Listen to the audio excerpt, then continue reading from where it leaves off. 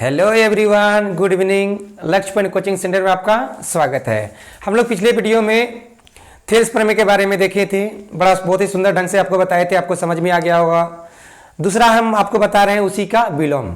तो थेल्स प्रमेय को हम लोग कहते थे 6.1 प्रमेय या थेल्स प्रमेय, या उसे आधारभूत समानुपातिकता का प्रमेय भी बोलते हैं। उसी का जस्ट उल्टा है, क्या है? थेल्स प्रमेय का विलोम या प्रमेय 6.2। देखिए प्रमेय 6.2 का कथन क्या कहता है, थेल्स प्रमेय का विलोम क्या कहता है, इसका कथन क्या है? देखिए इसका कथन है, यदि एक रेखा किसी त्रिभुज की दो भुजाओं को, एक रेखा है वह किसी त्रिभुज की दो भुजाओं को एक ही अनुपात में विभाजित करती है। सबसे पहले क्या करते हैं, एक त्रिभुज बनाते हैं। तो एक त्रिभुज बना लिए, क्या इसका नाम देते हैं, क्या? A B C. A B C एक त्रिभुज है।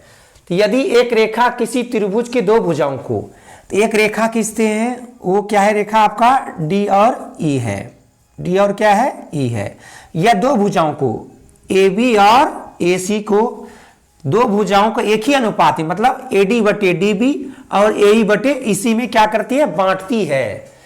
तो बताइए तीसरी भुजा के समांतर है, मतलब बीसी के समांतर डी है, ये आपको क्या करना है? प्रमाणित करना है। तो अब हम लिखते हैं हल। अब देखिए क्या कहती है, एक त्रिभुज दिया हुआ है, लिखेंगे दिया है त्रिभुज ए बी सी में, त्रिभुज ए बी सी में क्या है? डीई रेखा, डीई रेखा अन्य दो भुजा कौन कौन है? ए बी और ए सी। अन्य दो भुजाओं ए बी और ए सी को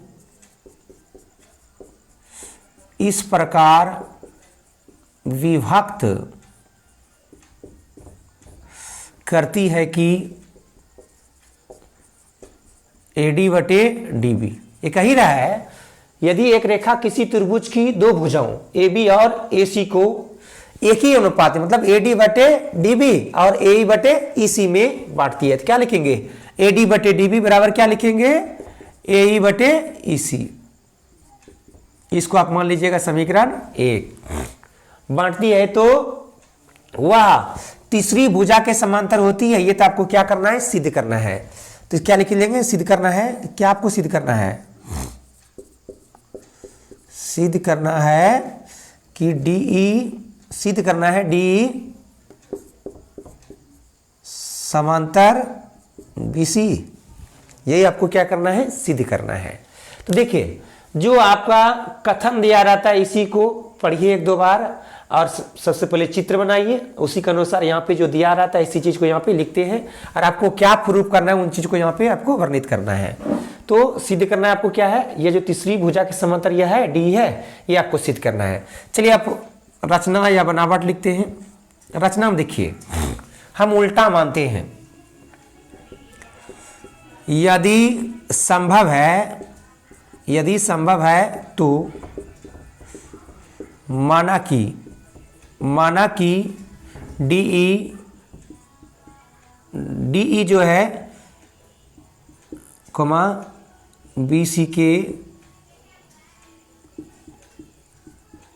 बीसी के समांतर नहीं है। हम मान लिए या जो डीई है बीसी के समांतर नहीं, उल्टा मान लिए, ठीक है। तो अतः क्या लेंगे? अब डीई डैश, मतलब डीई डैश जो है यहाँ पे एक, इसी के जस्ट ऊपर में एक बिंदु ले लेते हैं, वो क्या है? आपका ई डैश है।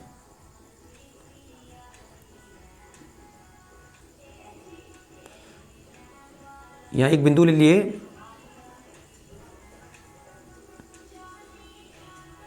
क्या ले लिया? आपका ई डैश। वही लिखे, यदि संभव है तो माना कि डीई जो है बीसी के समांतर नहीं है। अतः क्या किया? डीई डैश, ये डीई जो है डीई डैश बीसी के समांतर क्या किए? खींचा। हम डीई डैश जो है बीसी के समांतर क्या किए? खींच दिए, ठीक है, खींच दिए यहाँ पे। अब देखिए, अब परमाणु या उत्पत्ति भी लिख सकते हैं। परमाणु देखिए,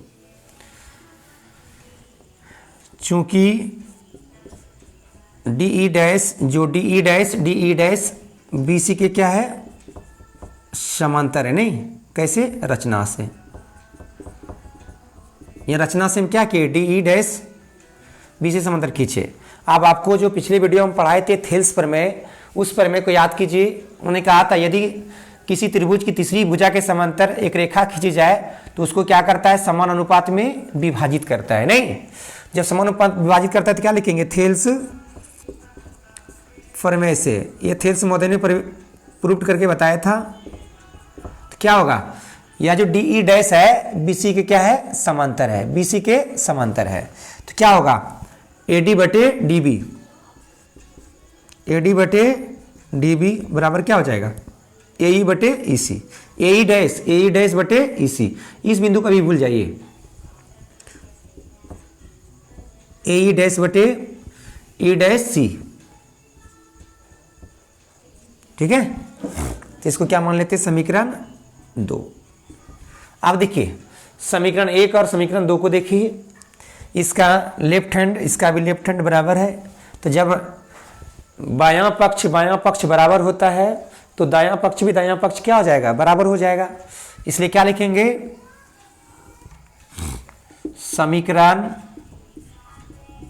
1 एवं 2 से। तो बायां पक्ष, इसका बायां पक्ष, इसका बायां पक्ष दोनों तो बराबर है, तो इसका दायां पक्ष भी दोनों का क्या होगा, बराबर हो जाएगा। इसलिए क्या लिखेंगे, एई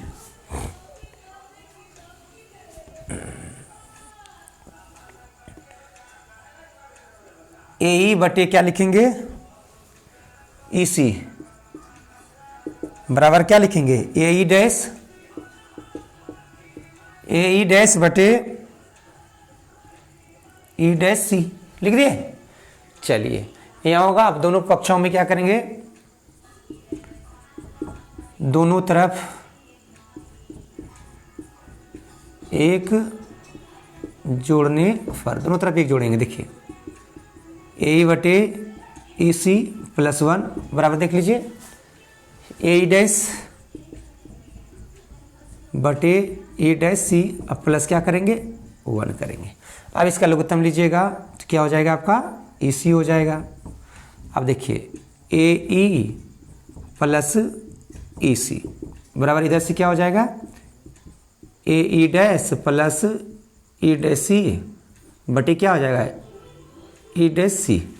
अब देखिए जरा इस चित्र को देखिए, ये क्या कह रहा है, ए ई प्लस ई सी, ए ई प्लस ई सी बराबर क्या लिख सकते हैं हम, ए सी लिख सकते हैं ना। तो ए ई प्लस ई सी की जगह क्या लिख सकते हैं, ए सी लिख सकते हैं। ए सी बटे ई सी बराबर क्या हो जाएगा।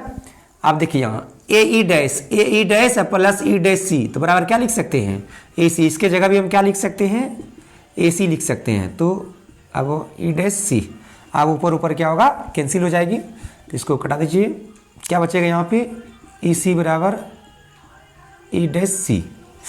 यहाँ देख लीजिए। अब ये कह रहा है ई सी जो है, ये जो ई सी है ई डैश सी के बराबर है। मतलब यहाँ पे इसकी जो दूरी है इसके दूरी के बराबर है। ये कब संभव होगा, यह जो है इसके बराबर है। ये कब संभव होगा, जब यह ई डैश जो बिंदु है यह ई पे होगा। नहीं तो यहाँ पे लिखेंगे यह तभी संभव है जब ई डैश और ई एक ही बिंदु है। ई डैश और ई क्या है, एक ही बिंदु है। नहीं तो यह जो ई डैश है यह ई पे ही होगा, तभी यह ऐसा हो सकता है कि ई सी बराबर ई डैश सी। नहीं तो ये क्या हुआ, यह बिंदु जो हम माने थे, हमारी जो यहाँ मान्यता है डी डैश बी सी खींचा जो, यह गलत ना हो गया कि यह यहाँ पे होगा, तो यह क्या है, ये ई पे ही होगा। तो यही हम गया तभी संभव है जब ई डैश और ई एक ही बिंदु है। इसलिए हमारी कल्पना जो हम माने यहाँ पे हमारी कल्पना क्या है, गलत है। अतः जब हम माने कि यह डी समांतर नहीं डी डैश है तो यह बिंदु तो यहीं पे आ गया, तो इसलिए क्या होगा, जो हमारी जो मान्यता है, जो हम माने यहाँ पे माना है कि डी बीसी के समांतर नहीं है, लेकिन अतः डी के क्या डी खींचा, ये तो मेरा गलत हो गया ना। अतः डी ई जो है, या जो डी ई है बीसी के क्या है, समांतर है। तो यही तो आपको क्या करना था, प्रूव करना था। नहीं, देखिए इन सब चीज़ों को आपको थोड़ा सा लगेगा कि ये कैसे कैसे इन चीज़ों को हो जाता है, बस एक दो बार आप क्या अभ्यास कीजिएगा। और बारीकी से देखिए, पिछला वीडियो आप देखिए थेल्स प्रमेय को, उसी पे आधारित है, थोड़ा थोड़ा चेंज तो होगा ही, बशर्ते आपका यदि आप अच्छा से मेहनत करते हैं तो आपको परेशानी नहीं होगा। तो सबसे पहले आप इसका स्क्रीनशॉट ले लीजिए। देखिए हम आपको कोशिश किए सरल तरीका से समझाने का, आप भी कोशिश कीजिए समझने का, तो कहीं आपको परेशानी नहीं होगा। तो हमें आशा है कि आप यदि एक दो बार अभ्यास कीजिएगा तो आपको कोई परेशानी होने वाला नहीं है। यदि मेरा वीडियो आपको अच्छा लगा हो तो लाइक करें, सब्सक्राइब करें और कमेंट करें। धन्यवाद।